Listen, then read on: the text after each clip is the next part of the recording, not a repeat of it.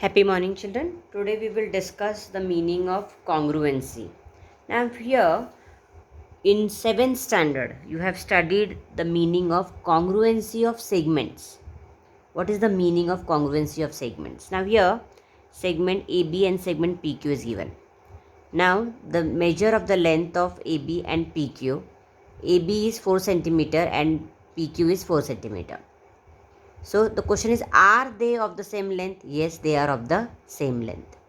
If they are of the same length, then they are called as congruent segments. So segment AB is congruent to segment PQ. Why? Because both of them they have same length.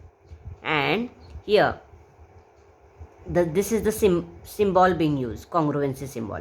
Segment AB is congruent to segment PQ. So what will you check? Both the segments are equal. You will measure the length of AB and length of PQ. If they are equal, then segment AB is congruent to segment PQ. So very nicely the statement is, now I know if given line segments are equal in length, they are congruent.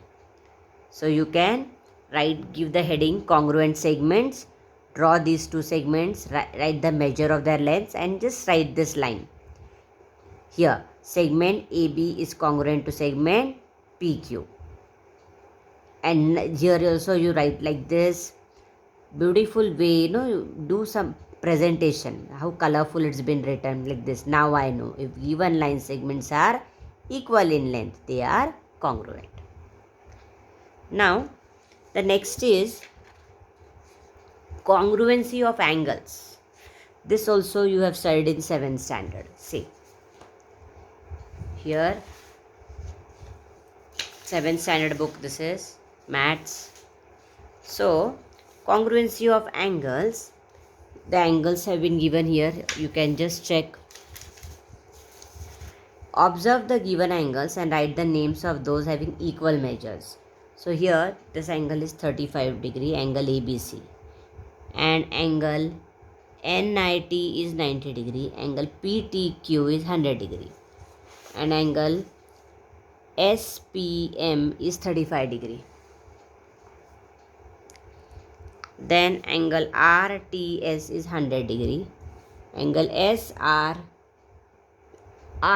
is 90 degree, angle LMN is 40 degree, angle XYZ is 40 degree. So you from this you have to find which angles have equal measures. So which are those angles which are having equal measures? See here, this is angle ABC is 35 and angle SPM is 35. So these two angles, they are having equal measures, this angle and this angle. So they are called as congruent angles. Two angles with equal measures, they are called as congruent angles. Then here angle NIT and here angle SRI 90 degree. So angle SRI and angle NIT, they both are congruent angles because they have equal measures. Then you can see here angle PTQ is 100 degree and angle RTS is 100 degree. So these two angles are of equal measure. So these two angles are congruent. Then here angle LMN 40 degree, XYZ 40 degree. So these two angles have equal measures. They are congruent angles. So now I know, like this you draw the figures.